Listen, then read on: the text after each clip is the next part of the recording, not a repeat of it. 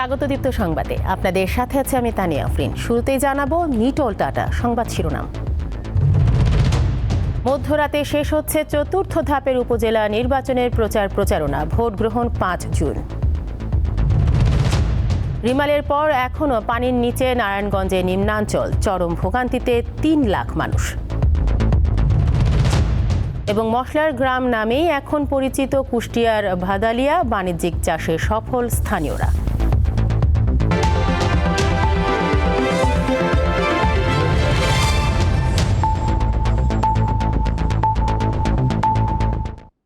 দেখছিলেন শিরোনাম, এবারে পুরো খবর।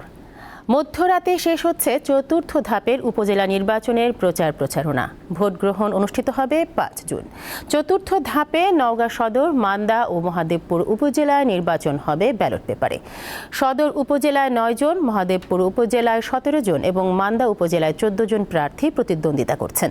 রংপুরের বদরগঞ্জ ও তারাগঞ্জ উপজেলায় চলছে প্রচারণা। শেষ মুহূর্তে ব্যস্ত সময় পার করছেন প্রার্থী, কর্মী ও সমর্থকরা। এছাড়াও সামাজিক যোগাযোগ মাধ্যমেও প্রচার লক্ষ্য করা যাচ্ছে।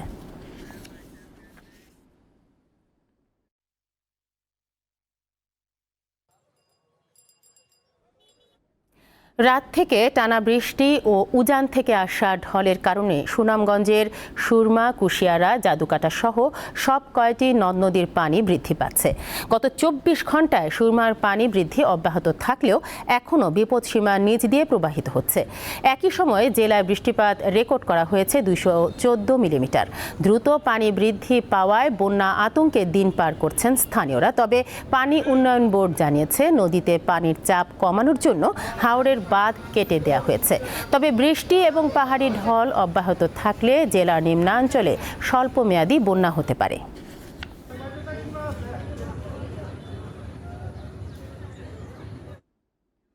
ঘূর্ণিঝড়ের প্রভাবে সৃষ্ট ভারী বৃষ্টিতে ডুবে আছে নারায়ণগঞ্জের ফতুল্লার নিচু এলাকা। জলাবদ্ধতার কারণে চরম ভোগান্তি পোহাচ্ছেন স্থানীয়রা। স্থানীয় সংসদ সদস্য এলাকা পরিদর্শন করে সমস্যা সমাধানের উদ্যোগ নেয়ার কথা জানিয়েছে। কোথাও হাঁটু পানি, আবার কোথাও কোমর ডুবে যায়। সড়কে চলছে নৌকা। ঘূর্ণিঝড় রিমালের প্রভাবে তলিয়ে গেছে নারায়ণগঞ্জ সদর উপজেলার ফতুল্লার লালপুর, টাগারপাড়, ইসদাইর ও চানমারি সহ 9টি এলাকা। অনেক বাড়িঘর ঘিরে সৃষ্টি হয়েছে জলাবদ্ধতা। বেকায়দায় পড়েছেন প্রায় 3 লাখ বাসিন্দা। স্থানীয়রা জানান, পর্যাপ্ত ড্রেন না থাকায় সামান্য বৃষ্টিতেই তলিয়ে যায় রাস্তাঘাট, বাড়িঘর। বেশি অসুবিধায় পড়ে স্কুল কলেজের শিক্ষার্থীরা। রুমের ভিতরে এত পানি, মনে হয় কি মাছ ঢুকছে, পায়ে ঘা হয়ে গেছে, মানে থাকার মতো যোগ্য না। দুর্ভোগ তো পুরাটাই দুর্ভোগ। ঘর থেকে বের হইতে পারি না, বের হইলে নৌকার মাধ্যমে, দেখতে পাচ্ছেন নৌকার মাধ্যমে আসতে হয়। সমস্ত মানুষের এত কষ্ট যে মনে করেন যে কোনো বাজার হাট করতে পারতেছে না, অসুস্থ হইলে কেউ একটা ওষুধপত্র না খেতে যেতে পারতেছে না। স্কুলের ছাত্রছাত্রীরা, মাদ্রাসার ছাত্রছাত্রীরা যাইতে পারে না, পানির জন্য অনেক প্রবলেম হইতেছে। ব্যবসা বাণিজ্যের প্রবলেম, মানুষের যাতায়াতে অনেক প্রবলেম হইতেছে। জলাবদ্ধতা নিরসনে পাম্প বসানো হয়েছে বলে জানান স্থানীয় জনপ্রতিনিধি। পানি নামা শুরু হয়ে গেছে এবং 2টি পাম্পের মাধ্যমে যে পানি প্রতিদিন যে পানি টানছে। পানিবন্দী এলাকা পরিদর্শন করে স্থানীয় সাংসদ জানান, সমস্যা সমাধানে দ্রুত ব্যবস্থা নেওয়া হবে। নর্মালভাবে পানি পাস আউট করা যাচ্ছে না, এটাকে অন্যভাবে কিভাবে পাস আউটটা করতে পারবে, এটা একটা সম্পূর্ণ টেকনিক্যাল ব্যাপার। এবং আমাকে বলা হয়েছে যেটা স্পেশাল প্রজেক্ট করে ঢাকায় অলরেডি পাঠানো হয়েছে। এখন আমলাতন্ত্রের জটিলতা কিছু থাকেই। তো আজকের পরে আমি আমাদের অত্যন্ত সুযোগ্য মন্ত্রী যিনি আছেন, এলজেডি মন্ত্রী, আমি ওনার সাথে ব্যক্তিগতভাবে কথা বলবো। আমার বিশ্বাস, আমার যেমন আমার এলাকার প্রতি টান আছে, ওনাদেরও এই বাংলাদেশের সব এলাকার প্রতিও টান আছে এবং এই সমস্যার সমাধান ওনারা করে দেবেন ইনশাল্লাহ। দীর্ঘদিনের এ সমস্যার সমাধানে স্থায়ী সমাধান চান ভুক্তভোগীরা। দীপ্ত বার্তা কক্ষ। আসছে কোরবানি ঈদে পশুর চামড়ার মূল্য নির্ধারণ করেছে বাণিজ্য মন্ত্রণালয়।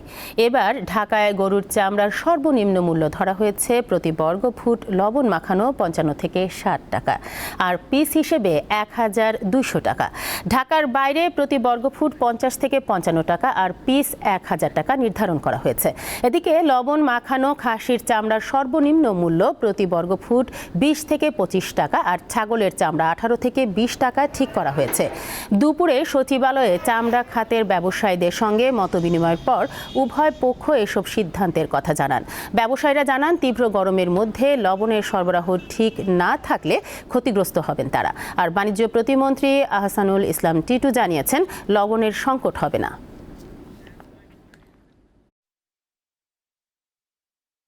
সো আমরা চেষ্টা করব সর্বোচ্চ যাতে এই যে মূল্য আজকে নির্ধারিত হলো এই মূল্যের নিচে যেন কোথাও বাংলাদেশে চামড়াই না হয়, সেটা আমরা সুপারভিশনে রাখবো। আমাদের শিল্প মন্ত্রণালয় আমাদেরকে জানিয়েছে তাদের কাছে এবার লবণের উৎপাদন অত্যন্ত ভালো হয়েছে। গ্রামীণ ব্যাংকের সাবেক ব্যবস্থাপনা পরিচালক ডক্টর মোহাম্মদ ইউনুস প্রতিষ্ঠানটির 1,05,00,000 গ্রাহকের অভিশাপে পড়েছেন, কারণ তিনি তাদের কোটি কোটি টাকা আত্মসাৎ করেছেন।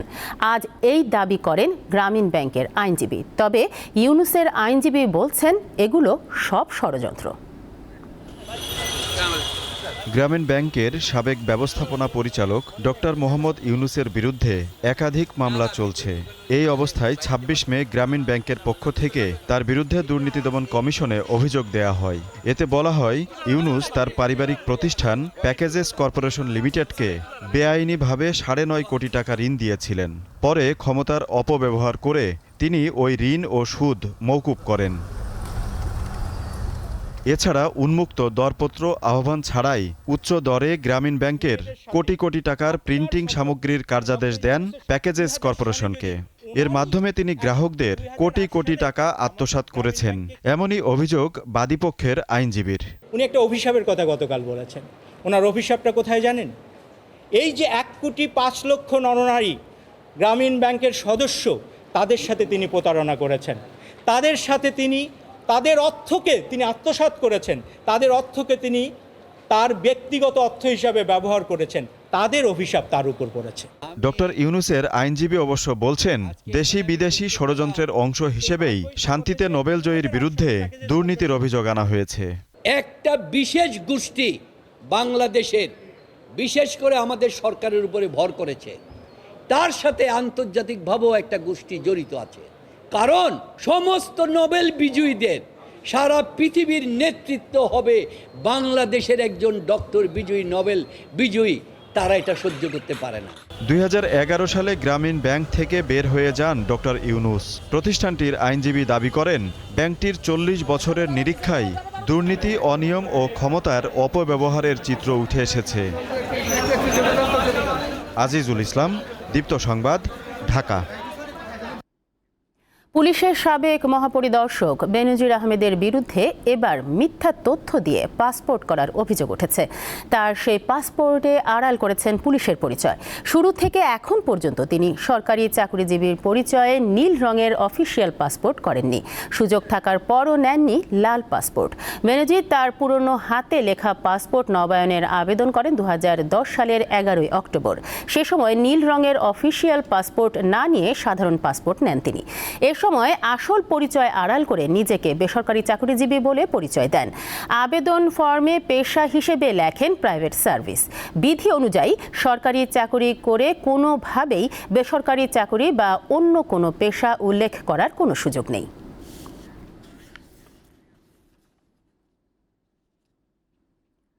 ভারতের কলকাতায় ঝিনাইদহ ৪ আসনের সংসদ সদস্য আনোয়ারুল আজিম আনারকে হত্যার উদ্দেশ্যে অপহরণের মামলায় সিয়াম হোসেনের বিরুদ্ধে গ্রেফতারি পরোয়ানা জারি করেছে আদালত। এর আগে রবিবার মামলার তদন্তকারী কর্মকর্তা সিয়ামের বিরুদ্ধে গ্রেফতারি পরোয়ানা জারির আবেদন করেন। এর প্রেক্ষিতে ঢাকার অতিরিক্ত চিফ মেট্রোপলিটন ম্যাজিস্ট্রেট এ আদেশ দেন। ভারতের কলকাতায় এমপি আনারের হত্যাকাণ্ডের পর সেখান থেকে নেপালে পালিয়ে যান সিয়াম। যদিও নেপাল পুলিশ তাকে গ্রেফতার করেছে বলে জানা গেছে। সিয়ামের বাড়ি ভোলার বোরহানুদ্দিনে। তিনি হত্যার মূল পরিকল্পনাকারী আক্তারুজ্জামানের সহকারী হিসেবে কাজ করতেন। আনারের মরদেহ গুম করার ক্ষেত্রে গুরুত্বপূর্ণ ভূমিকা পালন করেন সিয়াম।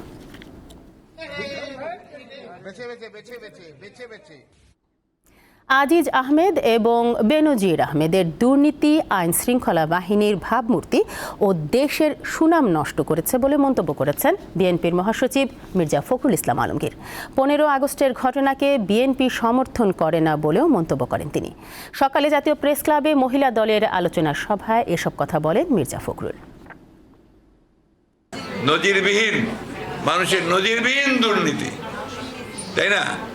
একই সঙ্গে সাবেক সেনাপ্রধান তাকেও স্যাংশন দিয়ে দিয়েছে। আরেকজন এমপি, তাদের তথাকথিত এমপি, তাকে কলকাতা নিয়ে গিয়ে টুকরা টুকরা বটি বটি করেছে। কোথায় থাকে? কার সম্মান কোথায় থাকে?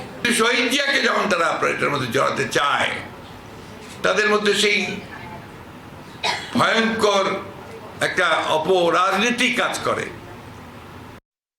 এবারে কেওয়াই স্টিল চট্টগ্রাম সংবাদ।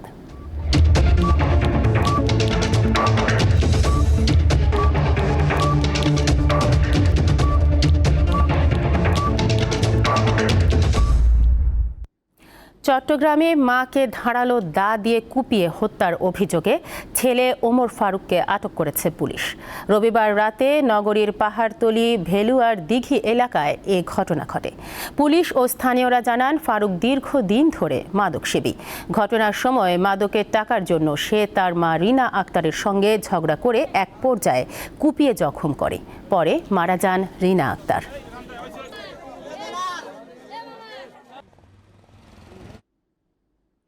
বাবর আলীর এভারেস্ট জয় উদযাপন করতে সাইকেল রাইডের আয়োজন করেছে ৩০০ সাইক্লিস্ট। এতে অংশ নেন এভারেস্ট জয়ী বাবর আলীও। এ সময় এভারেস্ট বিজয়ী বাবর আলীর সাথে সাইকেল রাইড করে চট্টগ্রাম নগরীর বিভিন্ন এলাকা প্রদক্ষিণ করেন তারা। এভারেস্ট বিজয়ীর সাথে সাইকেল রাইড করতে পেরে খুশি সবাই। ষষ্ঠ বাংলাদেশি হিসেবে গত ১৯ মে এভারেস্ট এবং ২১ মে লোৎসে জয় করেন চট্টগ্রামের হালদাপাড়ের ছেলে বাবর আলী।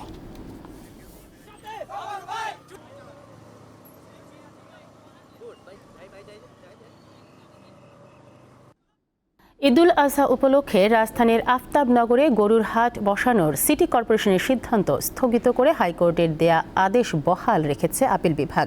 ফলে আসন্ন কোরবানির ঈদে আফতাবনগরে গরুর হাট বসানো যাবে না বলে জানিয়েছেন আইনজীবীরা। প্রধান বিচারপতি ওবায়দুল হাসানের নেতৃত্বে ৪ বিচারপতির আপিল বেঞ্চ সকালে এই আদেশ দেন।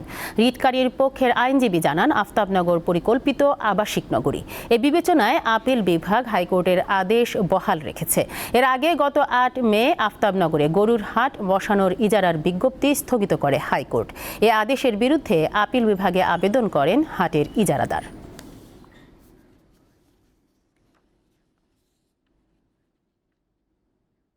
দারুচিনি, লবঙ্গ, তেজপাতা ও জিরা সহ নানা জাতের মশলার বাণিজ্যিক চাষ হচ্ছে কুষ্টিয়া সদরের একটি গ্রামে। এরই মধ্যে ফলন পেতে শুরু করেছেন চাষিরা। এতে সহায়তা দিচ্ছে কৃষি বিভাগ।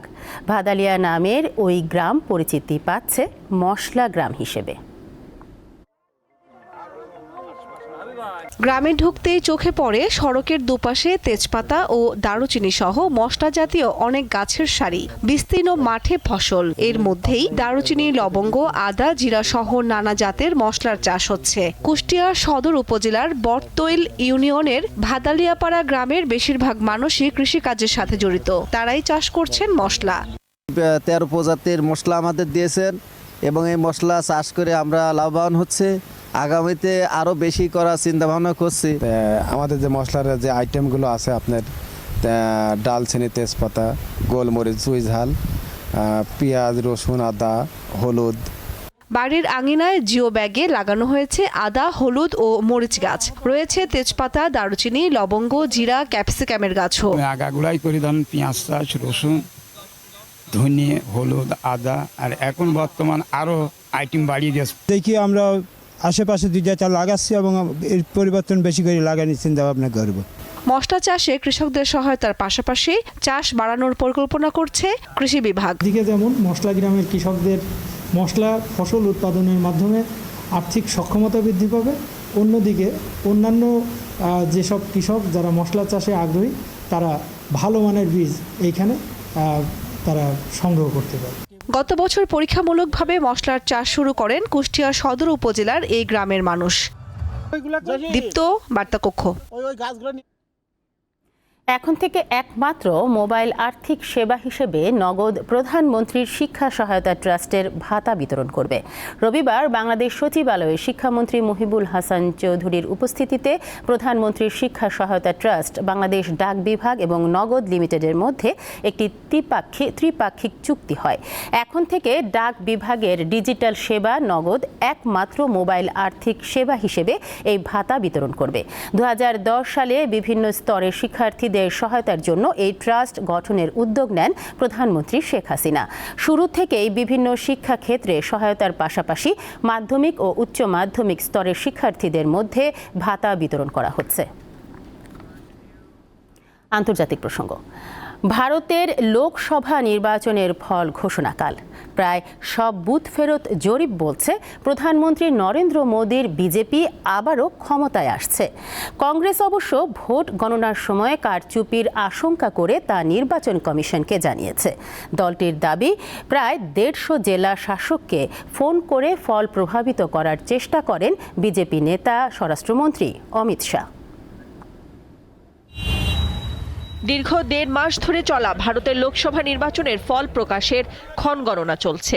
বিভিন্ন বুথ ফেরত জরিপ বলছে বিজেপির নেতৃত্বাধীন জোট 350 থেকে 400 আসন পেয়ে সরকার গঠন করবে। তাই টানা 3 বারের মতো প্রধানমন্ত্রী হতে যাচ্ছেন 73 বছর বয়সী নরেন্দ্র মোদী। বিশ্লেষকদের মতে বিজেপি জোট যদি সংখ্যাগরিষ্ঠতা পায় তা সম্ভব হবে মূলত প্রধানমন্ত্রী মোদীর কারণেই। একে তারা মোদী ম্যাজিক বলে অভিহিত করছেন। নয়াদিল্লি ভিত্তিক গবেষণা প্রতিষ্ঠান সেন্টার ফর পলিসি রিসার্চের ফেলো নীলাঞ্জন সরকারের মতে মোদী অসাধারণ জনপ্রিয়। এ কারণেই বিজেপির সব প্রচারের কেন্দ্রে ছিলেন তিনি। অবশ্য কংগ্রেসের নেতৃত্বে ইন্ডিয়া জোট বলছে বুথ ফেরত জরিপ যা বলছে এর সবই পূর্ব নির্ধারিত। পশ্চিমবঙ্গের মুখ্যমন্ত্রী মমতা ব্যানার্জি দাবি করেছেন বাংলায় তৃণমূলই বেশি আসন পাবে। অপরদিকে আম আদমি পার্টির শীর্ষস্থানীয় নেতা সোমনাথ ভারতী চ্যালেঞ্জ ছুড়ে দিয়ে বলেছেন মোদী প্রধানমন্ত্রী হলে তিনি নিজের মাথা মুড়িয়ে ফেলবেন। কংগ্রেস নেত্রী সোনিয়া গান্ধী অবশ্য বুথ ফেরত জরিপের বিপরীত ফল আশা করছেন। সোমবার তামিলনাড়ুর সাবেক মুখ্যমন্ত্রী এম করুণানিধির 100তম জন্মবার্ষিকী অনুষ্ঠানে সাংবাদিকদের সঙ্গে আলাপকালে তিনি এই আশার কথা জানান। তবে 4 জুন নির্বাচন কমিশনের ফল ঘোষণার মধ্য দিয়ে অবসান হবে সব জল্পনা কল্পনার। নাদিরা জাহান, দীপ্ত বার্তা কক্ষ।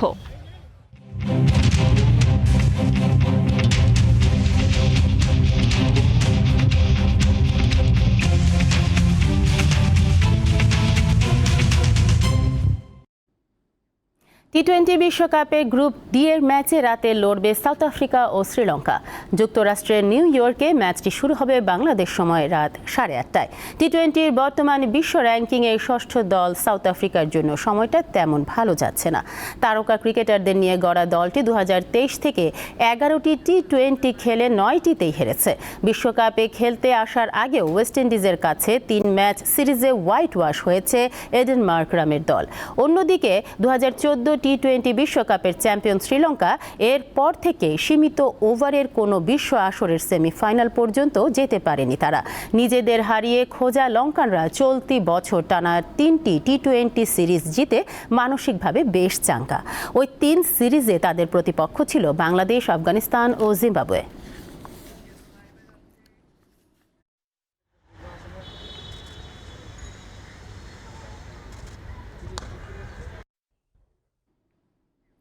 চাইনিজ তাইপের সাথে দ্বিতীয় প্রীতি ফুটবল ম্যাচে কিছুক্ষণ পর মাঠে নামবে বাংলাদেশের মেয়েরা। প্রথম ম্যাচে বড় হারের পর এবার ভালো খেলার লক্ষ্য সাবিনাদের। বসুন্ধরা কিংস অ্যারেনায় আছেন আমাদের সহকর্মী মোহাম্মদ হাসিব। তার কাছ থেকে জানবো সেখানকার সবশেষ পরিস্থিতি। হাসিব, প্রথম ম্যাচে তো বাংলাদেশের মেয়েরা হেরেছে, আজকের ম্যাচ নিয়ে দর্শকদের আগ্রহ কেমন দেখছেন আপনি?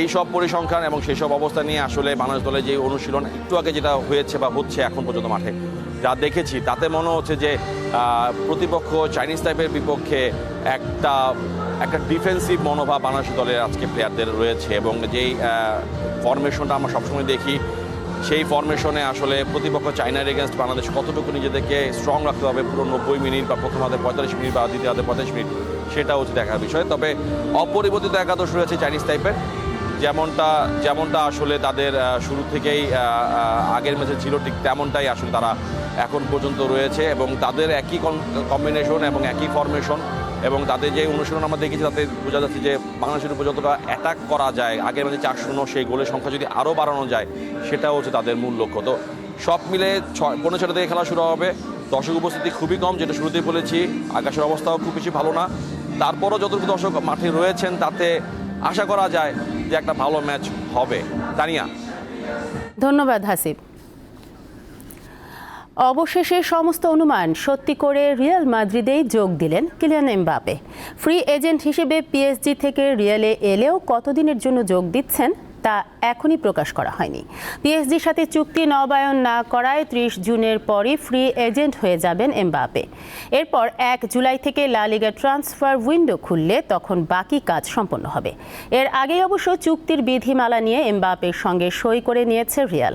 শনিবার রিয়াল মাদ্রিদের 15তম চ্যাম্পিয়ন্স লিগ শিরোপা জয়ের পর দিনই জানা যায় এই বিষয়ে। দ্রুতই আনুষ্ঠানিকভাবে ফরাসি ফরোয়ার্ডকে ক্লাবের খেলোয়াড় হিসেবে পরিচয় করিয়ে দেওয়ার কথা রয়েছে রিয়ালের।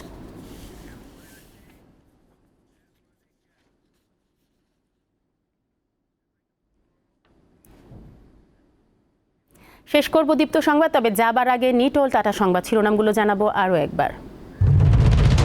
মধ্যরাতে শেষ হচ্ছে 4র্থ ধাপের উপজেলা নির্বাচনের প্রচারণা, ভোট গ্রহণ 5 জুন।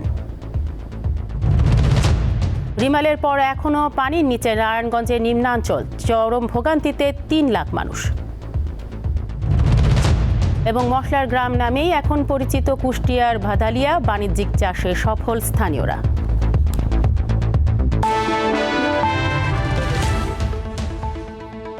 এই ছিল এখনকার মতো। আমাদের পরবর্তী সংবাদ সন্ধ্যা 6:50। দর্শক আরও তথ্য ও বিনোদনের খবর পেতে যুক্ত থাকুন দীপ্ত ডিজিটাল প্ল্যাটফর্মগুলোতে। ধন্যবাদ সবাইকে।